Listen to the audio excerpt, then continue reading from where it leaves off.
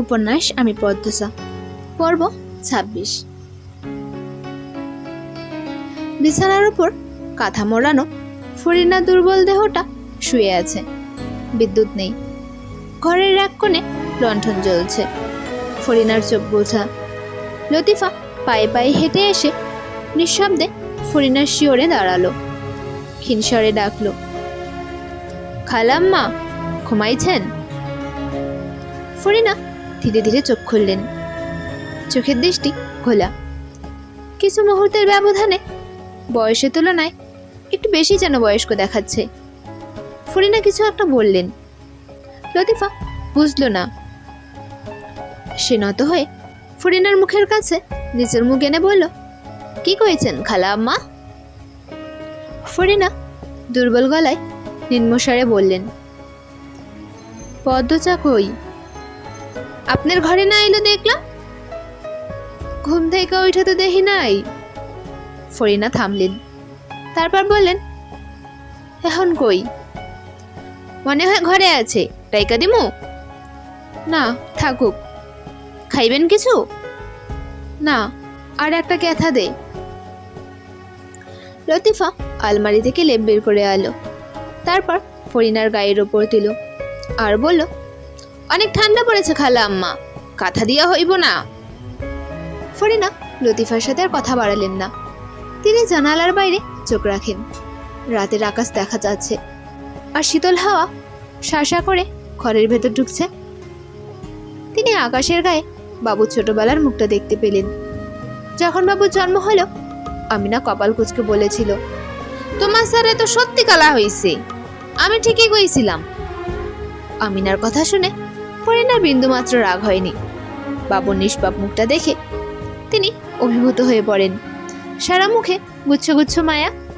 এই মায়াময় শ্যামবর্ণের মুখ দেখে তিনি যেন পেছনের সব কষ্ট ধামাচাপা দিয়ে দিতে পেরেছিলেন।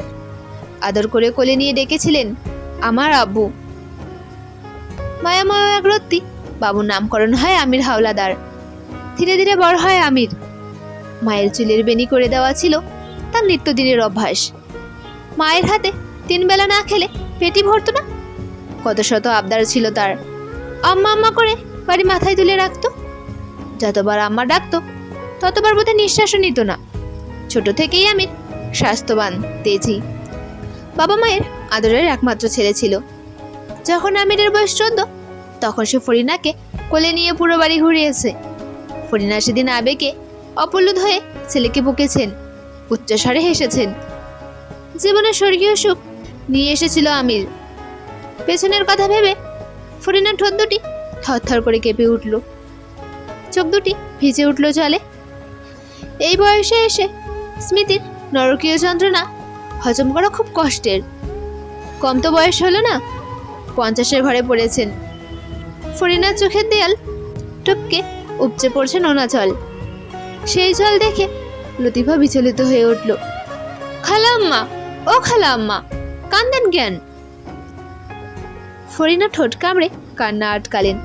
ভেজা কণ্ঠে বললেন, তুই যা লুতু। লতিফা ঠায় দাঁড়িয়ে রইল।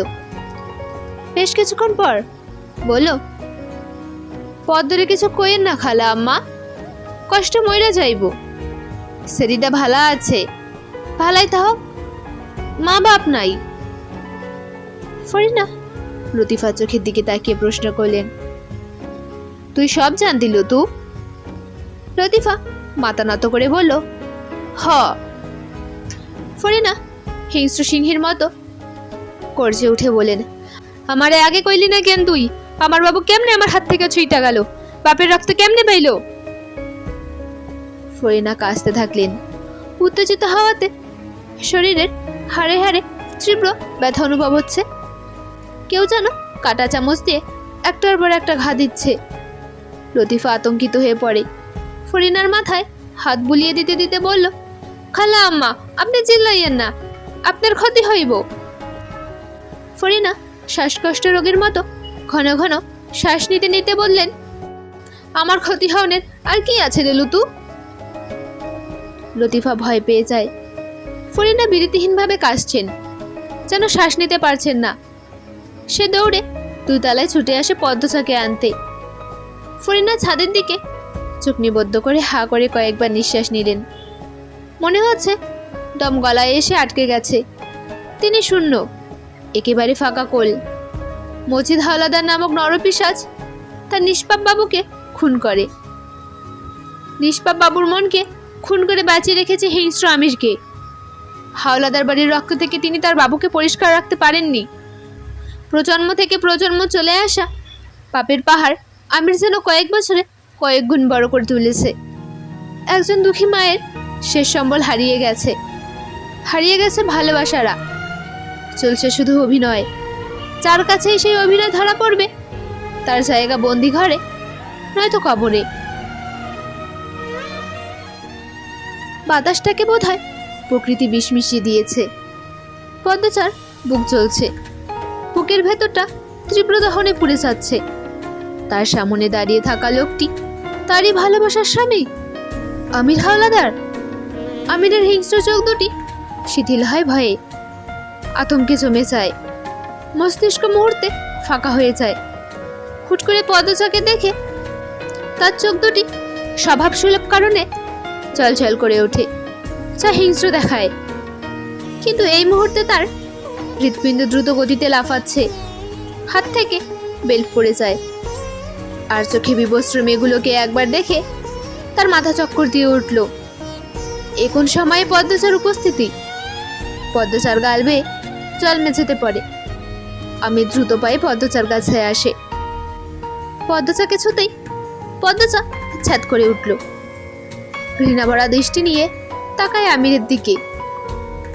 আমির জোর করে পদ্মচাকে তুলল। পদ্মচা চড়ে চড়ে কাঁদতে থাকলো। সে দুই হাতে ধাক্কা দেয় আমিরকে, কিন্তু এক চুলো দূরে সরাতে পারেনি। আমির পদ্মচার দুই হাত পিঠের দিকে নিয়ে নিচের এক হাতে চেপে ধরে, অন্য হাতে পদ্মচার মাথা বুকের সাথে চেপে ধরে বলল, কিছু দেখনি তুমি? তারপর উচ্চস্বরে কাউকে ডাকলো, আরভিত, আরভিত, দ্রুত মেয়েগুলোকে ঢেকে দাও। আমিরের ডাক শুনে সেকেন্ড কয়েকের মধ্যে একজন দৌড়ে আসে। দেখতে শ্বেতাঙ্গাদের মতো, লাল চুল, তার হাতে কাপড়। সে দরজা পেরিয়ে মেয়েগুলোকে ঢেকে দিতে চায়। পদ্মচা কপাল দিয়ে আমিরের বুকে আঘাত করে আর্তনাদ করে বলল, ছাড়ুন আমাকে, আমার ঘেন্না হচ্ছে আপনাকে, কত নিকৃষ্ট আপনি। আমির বুঝতে পারছে না তার কি করা উচিত। আচমকা ঘটনায় সে হতবুদ্ধি হয়ে পড়েছে। পদ্মচা ধস্তাধস্তি শুরু করে। তার সারা শরীরে যেন পোকারা কিলবিল করছে। মেয়েগুলোর মধ্যে থেকে একজন মেয়ে হাউমাউ করে কেঁদে উঠে বলল, আপা, আমরারে বাঁচান, এই লোকটা আমরারে মাইরে ফেলবো। আরভিত নামের শ্বেতাঙ্গ লোকটি চোখের পলকে মেয়েটির গালে থাপ্পড় বসালো। মেয়েটি আম্মা বলে কেঁদে উঠল। পদ্মচার বুকের হাড়ে হাড়ে কাঁপন ধরে। এসব কি হচ্ছে? কেন হচ্ছে? সব দুঃস্বপ্ন হয়ে যাক, হয়ে যাক। পদ্মচা গলা ফাটিয়ে চিৎকার করে উঠল, ছাড়ুন আমাকে। আরভিতের থেকে পাওয়া কাপড়ের একটু অংশ বুকের সাথে জড়িয়ে ধরে। একটা মেয়ে পদ্মচাকে দেখছে। পদ্মচাকে দেখে মেয়েটার মনে হচ্ছে এই মানুষটা ভালো, এখানে সবার মতো খারাপ না। তাই সে অনুরোধ করে বলল, আমাদের বাঁচান আপা, আমাদের অনেক মারে ওরা।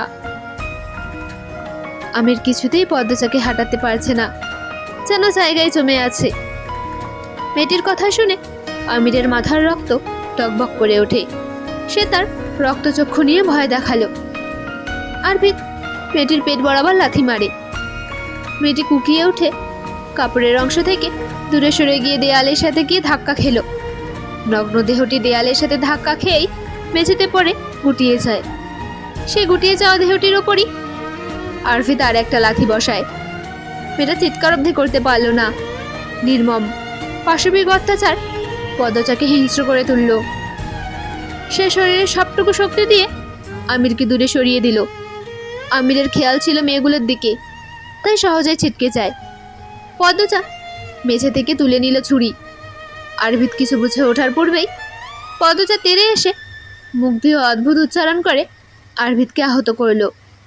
আরভিতের পরনে ঘন জ্যাকেট ছিল, তাই তার বেশি আঘাত লাগেনি। তবে সে আকস্মিক আক্রমণে ঘাবড়ে যায়, পদ্মজাকে আঘাত করতে চায়। আমির চেঁচিয়ে উঠল, আরভিদ থামো। আরভিদ থামলেও পদ্মজা থামলো না। সে আবার আঘাত করতে উদ্যত হয়। ধরে ফেললো আমির। পদ্মজা হিংস্র বাঘিনীর মতো ফোঁস করতে থাকে। তার শরীর কাঁপছে ক্রোধে। পদ্মজার রাগ দেখে আমির প্রচণ্ড অবাক হয়। পদ্মজার রাগ সে কোনোদিন দেখেনি। ফ্রান্স থেকে তারা অনেক যন্ত্রপাতি আনে, তার মধ্যে একটি পদ্মজার হাতের ছুরি, যে ছুরির ধার বিষের চেয়েও ধারালো। সে ছুরি পদ্মজার হাতে। আমির জবরদস্তি করে পদ্মজার হাত থেকে ছুরি ফেলে দিল। মেয়েগুলোও ভয়ে কাঁপছে। তারা এখন পদ্মজাকেও ভয় পাচ্ছে। এত সুন্দর মেয়ে, তেজরূপ দেখে মনে হচ্ছে 1000 বছর ধরে যুবতীদের রক্ত দিয়ে কৌশল করে সৌন্দর্য রক্ষা করা এক ভয়ঙ্কর সুন্দরী ডাইনি তাদের সামনে দাঁড়িয়ে আছে। আমির পদ্মজাকে জোর করে টেনে হিঁচড়ে ঘরের বাইরে নিয়ে আসে। পদ্মজা হাত পা ছোটাছুটি করছে, চিৎকার করছে। দূরেই দাঁড়িয়েছিল আর একজন লোক। তার চুলগুলো মেয়েদের মতো অনেক লম্বা, তবে ফর্সা। এত চেঁচামেচি শুনেও ভেতরে যায়নি, কারণ আমির না বলে তার এক পাও নড়ে না। আমির পদ্মজার সাথে ধস্তাধস্তি করতে করতে বলল, মেয়েগুলোকে সামলাও, দ্রুত যাও, আরভিদকে সাহায্য করো। লোকটি আমিরের আদেশ মতো চলে গেল। পদ্মজা নিজের কান দুটি বিশ্বাস করতে পারে না। তার স্বামীর কণ্ঠে একই শুনছে সে। বুকের জ্বালা পোড়া বেড়ে চলেছে। মরে যেতে ইচ্ছে করছে তার। আমির পদ্মজাকে একটা ঘরে নিয়ে আসে। পদ্মজা নিজের মধ্যে নেই। সে কিরমির করছে, কাঁদছে। আমির পদ্মজাকে একটা চেয়ারে বসিয়ে দ্রুত চেয়ারের সাথে বেঁধে ফেলল। তখন পদ্মজার সুযোগ ছিল আমিরকে ধাক্কা মেরে পালানোর চেষ্টা করার, কিন্তু সে পারেনি। সে কার থেকে পালাবে? নিজের স্বামীর থেকে, যাকে সে ভালোবাসে, যে মানুষটা তাকে বুকে নিয়ে ঘুম পাড়ায়, খাইয়ে দেয়, শত শত আবদার পূরণ করে। পদ্মজা ডুকরে কেঁদে উঠল। এক হাতের ওপর কপাল ঢেকিয়ে কাঁদতে কাঁদতে বলল, আমি মেনে নিতে পারছি না। আমির পদ্মজাকে কিছুটা দূরে চেয়ার নিয়ে বসলো। তার চোখে মুখে আতঙ্ক। সে চেয়ে রইল পদ্মজার দিকে। পদ্মজা চোখ তুলে তাকায়।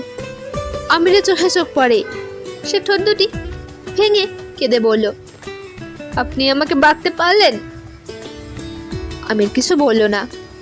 পদ্মজা বলল, আপনি ওভাবে মেয়েগুলোকে মারতেও পারলেন? আমির আগের অবস্থানেই রইল। পদ্মজা নাক টেনে বলল, এত খারাপ আপনি? এত বেশি? মেয়েগুলোকে কেন মেরেছিলেন?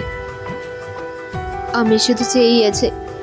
পদ্মজা বলল, এত নিষ্ঠুর আপনি? সব দুঃস্বপ্ন হতে পারে না? আমির পদ্মজার প্রশ্ন উপেক্ষা করে বলল, রিদওয়ান কোথায়? পদ্মজা কান্না থামিয়ে হাসলো। ধারালো সেই হাসি। ঠোঁটে হাসি রেখেই বলল, আমাকে পাহারা দিতে রেখেছিলেন? মারতেও কি বলেছিলেন? যা বলছি উত্তর দাও। পদ্মজা সেকেন্ড কয়েক আমিরের মুখের দিকে চেয়ে রইল। তারপর বলল, মেরে দিয়েছি। আমির চমকে উঠল। কি? মরেনি, হাসপাতালে আছে।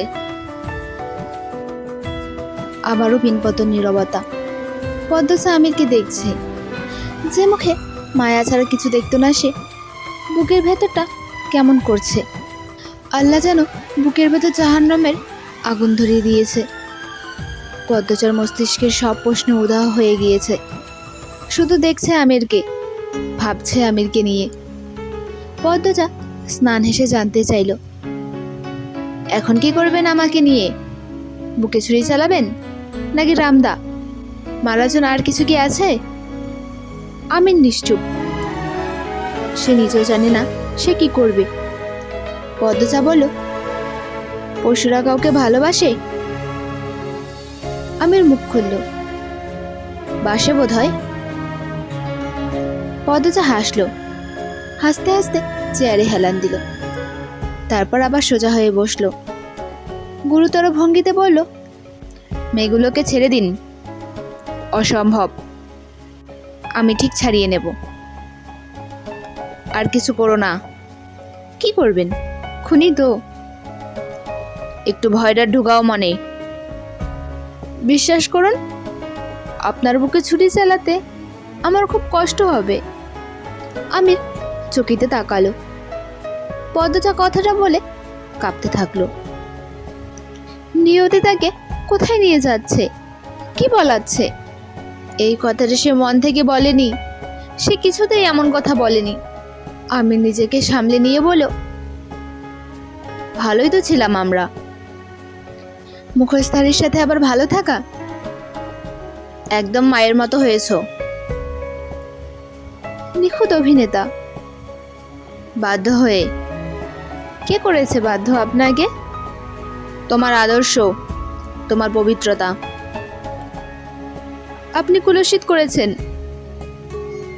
বিয়ে করেছি। কেন করেছেন? ভোগ করে মেরে নদীতে ভাসিয়ে দিতেন, তাহলে ভালোবেসে আজকে নরকীয় যন্ত্রণাটা সহ্য করতে হতো না। সব ভুলে যাও, রানীর হালে থাকবে। আমিরের কণ্ঠে জোর নেই। সে পদ্মচাকে চেনে। পদ্মচাকে সে এতদিন অন্ধকারে রাখলেও পদ্মচা তাকে আলোতে রেখেছিল। সেই আলো দিয়ে আমি চিনতে পেরেছে পদ্মচাকে। পদ্মচা অন্যায় মেনে নেওয়ার মতো মেয়ে নয়, কিন্তু চেষ্টা তো করতে হবে। আজও পদ্মচা জানতে পারতো না কিছু। যদি সে ঝড়ের কবলে না পড়তো। গুটি ওলট পালট হয়ে গেছে। এরই বোধহয় বলে চোরের 10 দিন, গৃহস্থের 1 দিন। পদ্মচা ছলছল চোখে আমিরকে দেখে।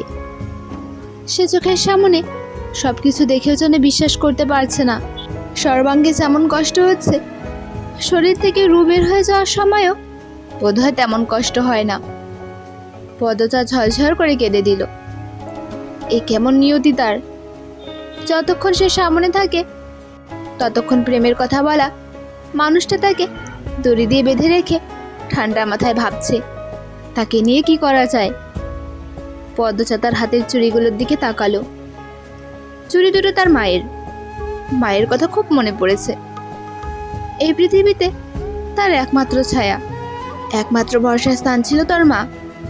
মা মারা গেল। তারপর সেই স্থানটি পরিবর্তন হলো আমিরের নামে। সেই মানুষটার রূপ এইভাবে গিরগিটির মতো পাল্টে গেল? না, পাল্টে যায়নি, এমনই ছিল। শুধু মুখোশ পড়েছিল, ছদ্মবেশী। মেয়েগুলোর চিৎকার ভেসে আসে। তাদের অত্যাচার করা হচ্ছে খুব। কিছু একটা দিয়ে পিটাচ্ছে। ফ্যাচ ফ্যাচ শব্দ হচ্ছে। কোন বাবা মায়ের চোখের মণিদের এইভাবে অত্যাচার করা হচ্ছে? পদ্মচা চিৎকারগুলোকে ইঙ্গিত করে বলল, আপনার কষ্ট হয় না? একটুও হয় না? আমিরের ভাবান্তর হলো না। সে চিন্তায় মগ্ন। তার ছক উল্টে গেছে। এমন এক জায়গায় এসে ছক উল্টেছে যে আর ঠিক করার উপায় নেই। নতুন করে সাজালে সেখান থেকে হয় পদ্মচা, নয় এত বছরের পাপের সাম্রাজ্য ত্যাগ করতে হবে। তুখর আমির মনে মনে পরিকল্পনা করল, আপাতত যে কাজের জন্য ছুটে আসতে হয়েছে আনন্দপুরে, সে কাজটা সম্পন্ন করতে হবে। এই চাপটা মাথার ওপর থেকে গেলে তারপর অন্য কিছু। কয়টা দিন পদ্মচাকে নজরে রাখতে হবে। কিন্তু যদি সেই কাজ করার পথেই পদ্মচা দেয়াল হয়ে দাঁড়ায়? পদ্মচা চেয়ার থেকে ছুটতে চাইছে, ছটফট করছে। সে আমিরকে অনুরোধ করলো, শুনছেন আপনি? ওদের মারতে নিষেধ করুন। আপনার বুক কাঁপছে না? ওদের কান্না অনুভব করুন। ওদের কষ্ট হচ্ছে অনেক। পুরো পুরো শরীর রক্ত ছিল, তার উপর আবার মারছে। আমি সহ্য করতে পারছি না। আমির চুপ করে তাকিয়ে আছে পদ্মচার দিকে। তার চোখের পলক পড়ছে না। চাইলেও আর অজুহাত দেওয়া সম্ভব নয়। অজুহাত দেওয়ার মতো কিছু নেই। এবার যা হবে সরাসরি হবে। পদ্মচার কান্না বেড়ে যায়। পদ্মচা কি মেয়েগুলোর জন্য কাঁদছে, নাকি নিজের স্বামীর সমর্থনে মেয়েগুলো অত্যাচারিত হচ্ছে বলে কাঁদছে? কে জানে। সময় নিজের গতিতে ছুটতে ছুটতে মাঝরাত অবধি চলে এসেছে। সেই তখন থেকে আমির পাথরের মতো বসে আছে, কথাও বলছে না, যাচ্ছেও না। পদ্মজা হাজারটা প্রশ্ন করতে করতে ক্লান্ত হয়ে পড়েছে, তার গলা শুকিয়ে গেছে। আমির মাঝে শুধু একটা অনুরোধ রেখেছে পদ্মজার। পদ্মজা বলেছিল সে যে আমিরের কাছে আছে সেটা যেন ফরিনাকে জানানো হয়। তিনি খুব অসুস্থ, চিন্তা করবেন। আমির পদ্মজার এই অনুরোধ রাখে। তবে ফরিনা এত অসুস্থ শুনেও তার মধ্যে কোনো প্রতিক্রিয়া হয়নি। ঘন্টা দুয়েক পূর্বে আচমকা মেয়েগুলোর কান্না আর্তনাদ বন্ধ হয়ে যায়। মেয়েগুলোকে কেন এইভাবে মারা হচ্ছে তাও আন্দাজ করতে পারছে না পদ্মজা। একবার মনে উকি দিয়েছিল নারী পাচারের কথা, কিন্তু সেই সন্দেহ ধরে রাখতে পারল না। কারণ পাচার করার উদ্দেশ্য থাকলে এভাবে মারত না, পাশবিক নির্যাতন করতো না। এছাড়া সে এটাও আন্দাজ করতে পারছে না এত রহস্যের উদ্দেশ্য কি। শুধু এতটুকু বুঝতে পারছে তার দেখা সব খারাপের গুরু তার স্বামী। পদ্মজা তার ক্লান্ত ঘোলা চোখ দুটি আমিরের দিকে তাক করে দুর্বল কণ্ঠে বলল, এভাবেই বেঁধে রাখবেন? মেরে ফেলার পরিকল্পনা থাকলে মেরে ফেলুন না। পদ্মজা ভেবেছিল আমির বোধহয় উত্তর দিবে না, কিন্তু তাকে অবাক করে দিয়ে আমির বলল, তোমার কেন মনে হচ্ছে তোমাকে মেরে ফেলা হবে? কেন, কখনো কাউকে খুন করেননি? অভিজ্ঞতা নেই? তাচ্ছিল্যের সাথে বলল পদ্মজা। আমি শান্ত স্বরে বলল, অন্যরা তোমার মধ্যে পার্থক্য আছে। পদ্মজা অবাক হয়ে প্রশ্ন করল, মানে অন্যদের খুন করেছেন? আমি জবাব দিল না। পদ্মজা উত্তেজিত হয়ে পড়ল, কাকে করেছেন? কয়জনকে করেছেন? আব্দুল ভাইকে কি আপনি মেরেছিলেন? আমির চেয়ারে হেলান দিয়ে চোখ বুজে বলল, না। তাহলে কাকে? এত কথা কেন বলছো? মেয়েগুলোকে ছেড়ে দিন, কি লাভ ওদের মেরে আটকে রেখে? আমি চেয়ার ছেড়ে উঠে দাঁড়ালো, ঘর থেকে চলে গেল। পদ্মজার বুকের ভেতর হাহাকার লেগে যায়। বুকের ভেতর আগুনটাকে চেপে ধরে ভাবে তাকে স্বাভাবিক হতে হবে। মেয়েগুলোকে নিয়ে কি হচ্ছে, কেন হচ্ছে, কি কাজ চলে এখানে সেটা জানতে হবে। তারপর তার স্বামীর সাথে বোঝাপড়া হবে। কথাগুলো ভেবে পদ্মজা দীর্ঘশ্বাস ছাড়ল। তখন একটা হুল্লোর কানে আসে, অনেকগুলো মেয়ের আকুতি। আবার মারছে? না, মারছে না। মেয়েগুলোর কণ্ঠ শুনে মনে হচ্ছে তারা বাম দিকে আছে আর 10-12 জন একসাথে আছে। তবে কি এরা অন্য দল? এখানে আরো মেয়ে আছে? পদ্মজা কান খাড়া করে শোনার চেষ্টা করলো। আমিরের কণ্ঠ ভেসে আসে, সে মেয়েগুলোকে খাওয়ার জন্য বলছে। তারপর একজনকে আদেশ স্বরে বলল, রাফেদ, দেখো এরা যেন ঠিক করে খায়, আর সবার বাঁধনে একসাথে খুলে দিবে না, একজন একজন করে খুলবে, আর চেঁচামেচি যেন না করে। খাওয়া শেষ হতেই হাত মুখ বেঁধে ফেলবে। আমি আরভিদকে পাঠাচ্ছি। আরভিদ কোথায়? উত্তরে আরেকটি পুরুষ কণ্ঠ কি বলল পদ্মজা বুঝতে পারল না। সেই পুরুষ কণ্ঠটি ছাপিয়ে একটি মেয়ের কণ্ঠ ভেসে আসে, ভাই আমারে ছাইরা দেন, আমার কয়দিন পর বিয়া, অনেক কষ্টে আমার বাবা আমার বিয়া ঠিক করছে। তারপর আর কোনো সারা শব্দ আসেনি। ঘৃণায় পদ্মজা চোখ বুঝে আসে, চোখ ছাপিয়ে জল নামে। তার কিছুক্ষণ পর আমির আসলো। পদ্মজা কান্না থামিয়ে চোখ মুখ শক্ত করে অন্যদিকে চেয়ে রইল। আমির বলল, খাবার আসছে, খেয়ে নাও। খাবো না।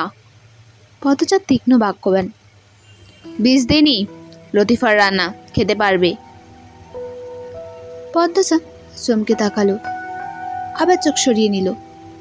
লতিফা যে এই বাড়ির রহস্যের সাথে যুক্ত সেটা পদ্মজা আন্দাজ করতে পেরেছিল। এবার বুঝেছে লতিফার কাজ কি। আমির বলল, কি হলো? পদ্মজা বলল, আমার একটা উত্তর দিন। তোমার তো প্রশ্নের অভাব নেই। এখানে আরো মেয়ে আছে? আপনার কি নারী ব্যবসা আছে? শেষের প্রশ্নটা করার সময় পদ্মজার কণ্ঠ কাঁপে। আমি শার্টের বোতাম লাগাতে লাগাতে বলল, খাবে নাকি সেটা বলো। আপনি আমাকে হারাম টাকায় রানী করেছিলেন। টাকা টাকাই হয়, হারাম হালাল নেই। মুসলিম তো আপনি নাকি? আমাদের কোনো ধর্ম নেই। কী সব বলছেন আপনি? হ্যাঁ, মাথা ঠিক আছে? উত্তেজিত হয়ে পড়ল পদ্মজা। এরকম ফ্যাচ ফ্যাচ করে কাদা স্বভাব তো তোমার ছিল না। মন আছে আপনার? পৃথিবীর বুকে এমন কোনো নারী আছে যে 6 বছর সংসার করার পর তার স্বামী নারী ব্যবসায়ী, খুনি, অত্যাচারী, নিকৃষ্ট জেনেও কষ্ট পাবে না, কাঁদবে না? এজন্যই তো জানাতে চাইনি। জানতে গেলে কেন? আপনি আপনার নষ্ট জীবনের সাথে আমাকে জড়ালেন কেন? নষ্ট জীবন তো চাদর দিয়ে ঢেকে রেখেছিলাম। তোমাকে তো ভালোটাই দেখিয়েছি। তুমি চাদর তুলতে গেলে কেন? এখন সব দোষ আমার, তাই না? আপনি খোলস কেন পড়লেন? শয়তান শয়তানের মতোই থাকতেন। নিজের জীবনকেও নরক বানালে, সাথে আমারও। মেয়েগুলোকে মেরে কি শান্তি পান? কেন মারেন? এসব করে কি লাভ? ছেড়ে দিন সব কিছু। আমরা একটা ছোট্ট ঘরে সুখে থাকবো। আমাদের ভালোবাসাগুলো তো মিথ্যে না। আমরা তো আমাদের ভালোবাসা নিয়ে ভালো ছিলাম। মন থেকে এটা মানছো? কোনটা? আমাদের ভালোবাসা মিথ্যে ছিল না? পদ্মজা কি বলবে ভেবে পায় না। যে মানুষটার মনে অন্যদের জন্য মায়া দয়া নেই, পশুর মতো চার আচরণ, সে কি করে কাউকে ভালোবাসতে পারে? এই সমীকরণটা কিছুতেই মানতে পারছে না সে। পদ্মজা ভেজা কণ্ঠে বলল, আপনাকে ক্ষমা করা ঠিক না। আপনাকে কোনো ভালো মানুষ ক্ষমা করবে না। কিন্তু আমি তো আপনাকে ভালোবাসি। আপনি সব কিছু ছেড়ে দিন, মেয়েগুলোকে ছেড়ে দিন, তওবা করুন। আমরা দূরে চলে যাব, সুখে শান্তিতে থাকবো। অনেক আশা নিয়ে উন্মাদের মতো কথাগুলো বলল পদ্মজা। অন্যায়ের বিরুদ্ধে কঠোর সিদ্ধান্ত নেয়া পদ্মজার মুখে এহেন কথা আশা করেনি আমির। তবুও সে পদ্মজার মনের মতো উত্তর দিতে পারল না। সে পদ্মজার আশায় বালি ঢেলে দিয়ে বলল, তুমি সব ভুলে যাও। পদ্মজার বুক ফুঁড়ে দীর্ঘশ্বাস বেরিয়ে আসে। এই মানুষটার সর্বস্ব জুড়ে সে নেই। যদি থাকতো, সব কিছু ছেড়ে ছুড়ে তাকে নিয়ে বাঁচার চেষ্টা করত। পদ্মজার বুকের ক্লান্ত শুকনো ব্যথাটা আবার বড় আকার ধারণ করে। আমির পদ্মজার বাঁধন খুলে দিল। পদ্মজা অবাক হয়ে প্রশ্ন করল, খুলে দিলেন যে? খাবে চলো। যদি এখন পালিয়ে যাই?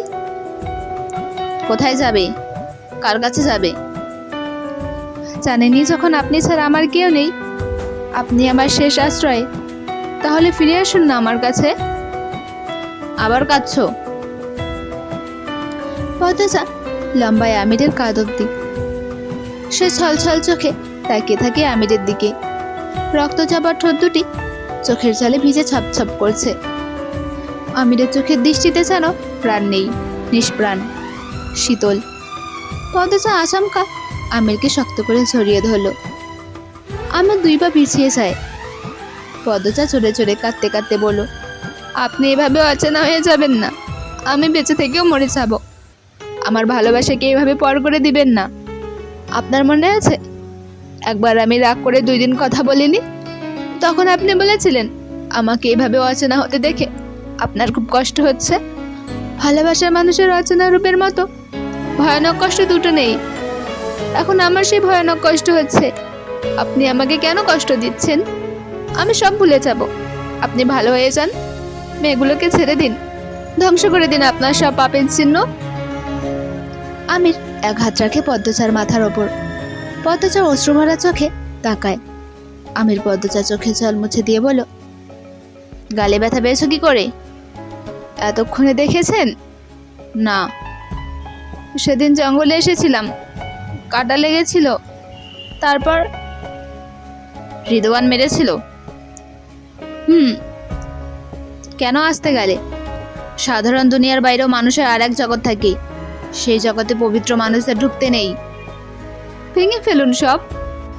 নিজের হাতে যত্ন করা সাম্রাজ্য ভাঙা যায়?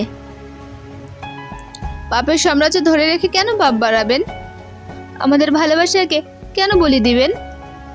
আমার রক্ত ভালো না। কেউ আমাকে পশু বললে আমার আনন্দ হয়। তাহলে আপনি ছাড়বেন না কিছু? না। পদ্মজা নিরাশ হয়ে বসে পড়ে চেয়ারে। আমির বলল, খাবে নাকি? খাবে না? আমি এখানে খেতে আসিনি। তাহলে না খেয়েই থাকো। পদ্মজা চুপ থাকে, নিজের মস্তিষ্ককে শান্ত করার চেষ্টা করে। খেয়ে দিয়ে সুস্থ থাকতে হবে, মেয়েগুলোকে বাঁচানোর চেষ্টা করতে হবে। এখন নিজেকে এভাবে ভেঙে যেতে দেওয়া যাবে না।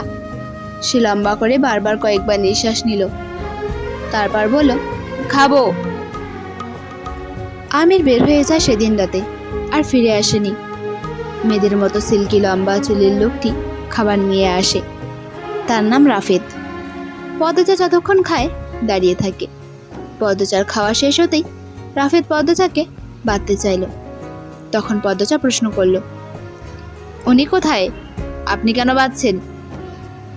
বাইরে গিয়েছেন, আমাকে বলেছেন আপনার খাওয়া শেষ হলে বেঁধে রাখতে। কি করতে গিয়েছে? এত সব বলতে পারবো না, স্যার অনেক রাগী।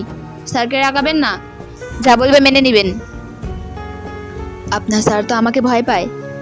আমার কথা সারাক্ষণ এই ঘরে ছিল, ভয়ে কেঁপেছেন ও। বিশ্বাস করুন। রাফেদ হাসলো। এই হাসিকে বোধহয় বলে শয়তানের হাসা। মজা করছেন? আচ্ছা, ওই সাদা খরগোশটা কোথায়? খরগোশ? ওই যে সাদা দেখতে, আরভিদ বা এরকম কোনো নাম। তা জানে আপনি কি করবেন? রাফেদ এগিয়ে আসে বাঁধার জন্য। পদ্মজা আর চোখে কিছু একটা খোঁজে, কিন্তু রাফেদকে আক্রমণ করার মতো কিছু পেল না। ঘরে কিছু বলতে দুটো চেয়ারই আছে। চেয়ারগুলো কি খুব ভারী? একবার চেষ্টা করে দেখা উচিত। পদ্মজা 2 পা পিছিয়ে চেয়ে বলল, আপনাদের বাড়িটা অনেক সুন্দর। পাতালে বাড়ি আমি কখনো দেখিনি, একটু ঘুরে দেখি। আমার উনি বানিয়েছে, তাই না? এটা স্যারের বানানো না। তাহলে কার? রাফেদ পদ্মজা ন্যাকামি বুঝে যায়। সে তেড়ে আসে। পরপুরুষের সাথে ধস্তাধস্তিতে পদ্মজার মন সায় দিচ্ছে না। এখান থেকে পালালেও বাইরে আরেক শয়তান আছে, পালিয়েও লাভ নেই। তার যেখানে থেকে পরিস্থিতি বোঝা উচিত। পদ্মজা দ্রুত চেয়ারে বসে বলল, ধস্তাধস্তি করবেন না, আমি বসে আছি, আপনি বাঁধুন। রাফেদ পদ্মজাকে চেয়ারের সাথে শক্ত করে বেঁধে চলে যায়। পদ্মজা চোখ ঘুরিয়ে চারপাশ দেখে। ঘরের ছাদ অনেক উঁচুতে। মনে মনে আন্দাজ করার চেষ্টা করে মাটির কতটা নিচে আছে সে। বেশ অনেকক্ষণ পার হওয়ার পর পায়ের শব্দ পাওয়া যায়। পদ্মজা দরজার দিকে তাকিয়ে থাকে। আমির প্রবেশ করে, তার হাতে মলম জাতীয় কিছু। পদ্মজা কিছু না বলে চুপ করে বসে থাকে। আমির পদ্মজার দিকে মলম এগিয়ে দিয়ে বলল, ঔষধপত্র নিয়ে আসা উচিত ছিল। আমি কি জানতাম নাকি এখানে আমার বর শয়তানের রাজত্ব নিয়ে বসে আছে? খুব কথা বলছো, মেয়েগুলোকে ছেড়ে দিন। এক কথা বারবার বলো না। আমাকে ভালোবাসেন না? পদ্মজা তার মায়াময় দৃষ্টি দিয়ে আবিষ্কার করে আমিরের চোখে প্রাণ এসেছে। সঙ্গে সঙ্গে পদ্মজার মনের জানালায় পাল্লা খুলে দিয়ে মুঠো মুঠো বাতাস প্রবেশ করে। অশান্তিতে অবশ হয়ে যাওয়া মন মুহূর্তে চাঙ্গা হয়ে ওঠে। আমির পদ্মজার প্রশ্নের জবাবে কিছু বলল না। হাতের বস্তুটি পদ্মজার পায়ের কাছে রাখলো। তারপর পদ্মজার বাঁধন খুলে দিয়ে বলল, গালে পায়ে লাগিয়ে নিও, দরজায় ধাক্কাধাক্কি করো না। বলে সে বেরিয়ে যায়। দরজা বাইরে থেকে তালা মেরে দেয়। পদ্মজা চাঙ্গা হয়ে যাওয়া মানে আবার মেঘ জমে। সে মেঝেতে দভঙ্গিতে বসে পড়ে।